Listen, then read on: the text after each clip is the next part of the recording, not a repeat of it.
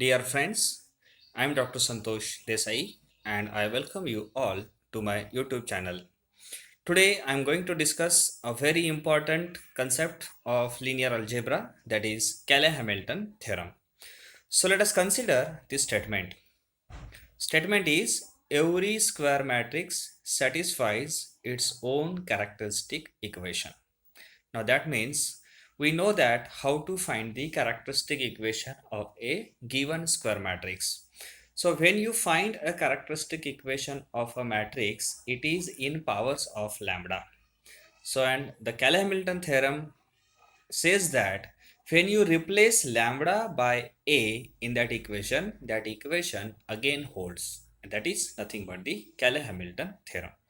So that means if the characteristic equation of the matrix A of order n is lambda raised to n plus an minus 1 lambda raised to n minus 1 plus an minus 2 lambda raised to n minus 2 plus and so on plus a1 lambda plus an is equal to 0, then capital A raised to n plus an minus 1 capital A raised to n minus 1 plus an minus 2 capital A raised to n minus 2 plus and so on plus a1a plus an I is equal to 0.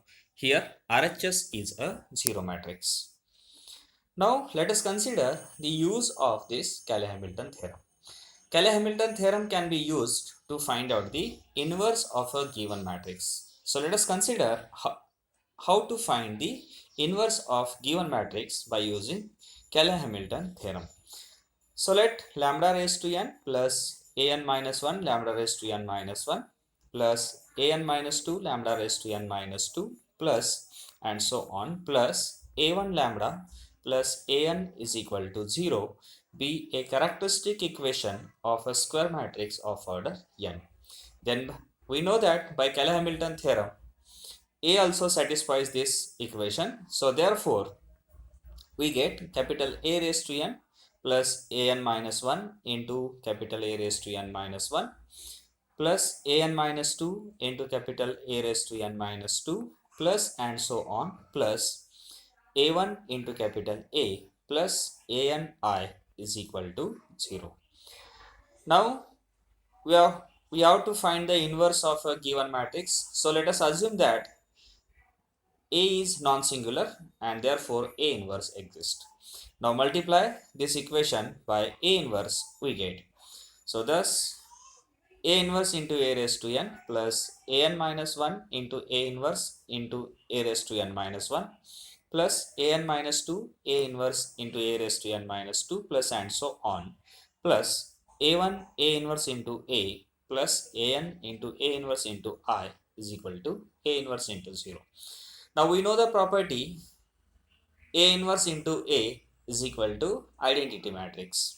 Now here first term A raised to n can be written as A into A raised to n minus 1.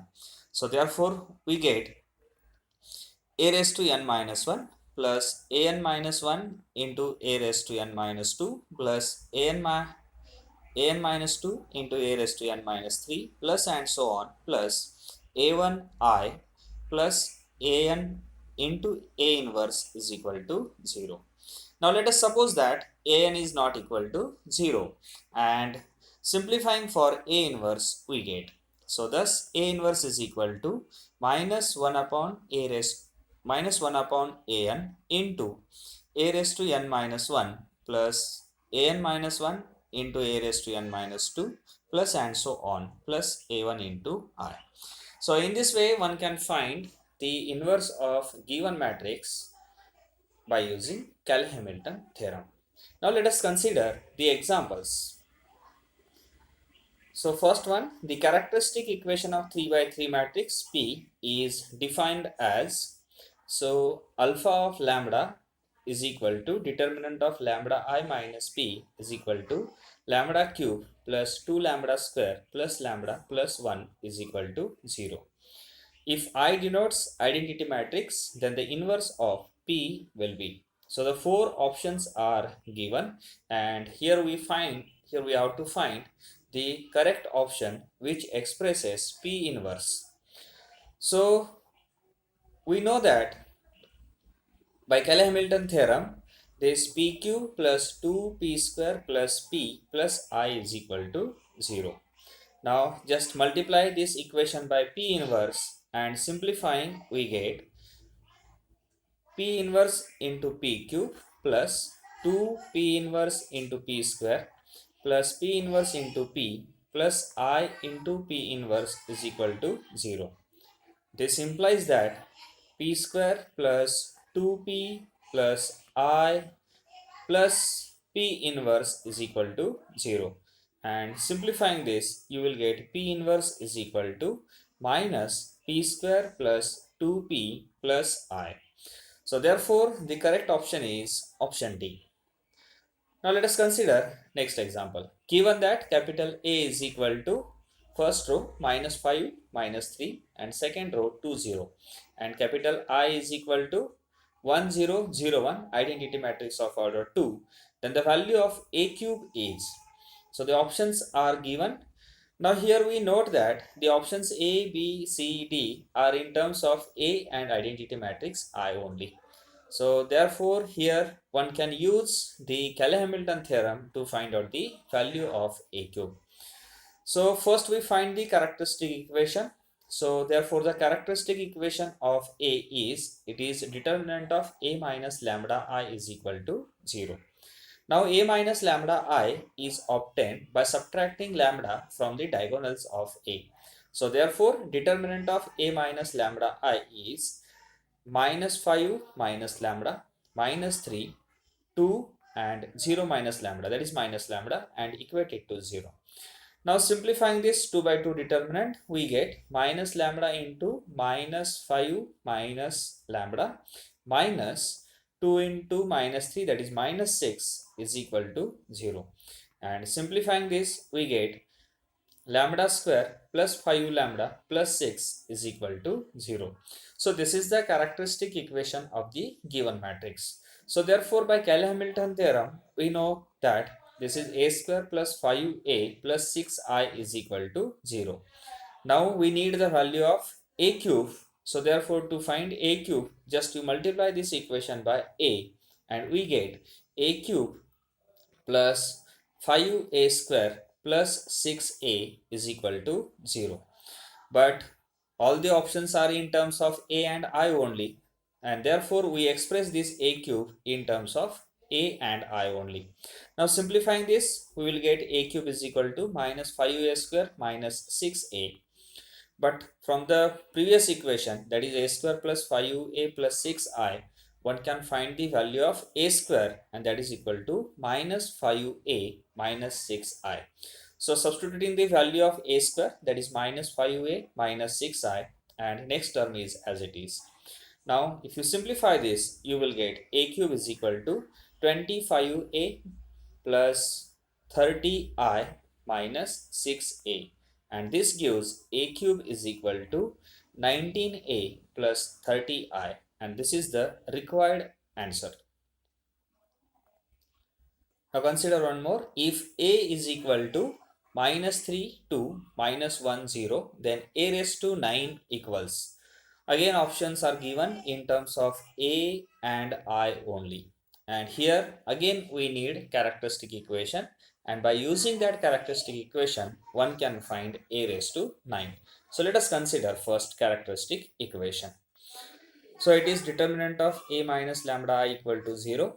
So this implies minus 3 minus lambda 2 minus 1 minus lambda equal to 0.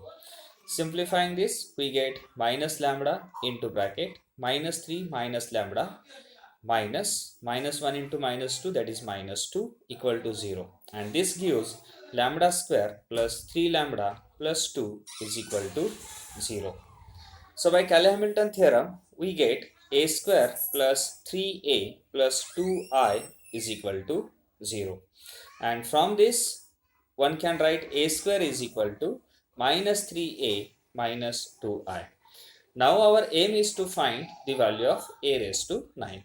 So first we find the value of A cube, and then we take the cube of its we will get the value of a raised to 9. So to find a cube, we multiply this equation by a. So we get a cube is equal to minus 3a square minus 2a. But we know the value of a square. So putting that value, we get minus 3 into bracket minus 3a minus 2i minus 2a. So simplifying this, we get 7a plus 6i. So the value of a cube is equal to 7a plus 6i. Now a raised to 9 can be obtained by taking the cube of a cube. So therefore a raised to 3 raised to 3 is equal to 7a plus 6i bracket cube.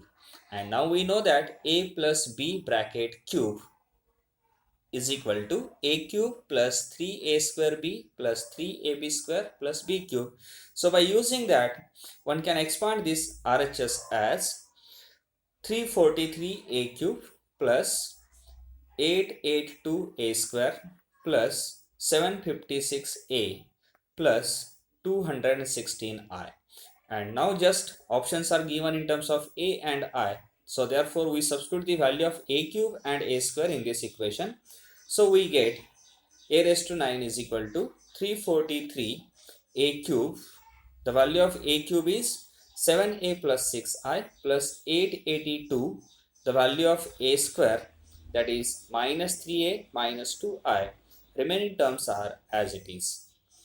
Now simplifying this, we get a raised to 9 is equal to 511a plus 510i, and this is the required value of a raised to 9. So in the next video, we will discuss some special types of matrices, that is what is meant by symmetric, skew symmetric, Hermitian, skew Hermitian, unitary, orthogonal matrices, nilpotent matrix, etc. And we will again also solve some previous year GATE examples.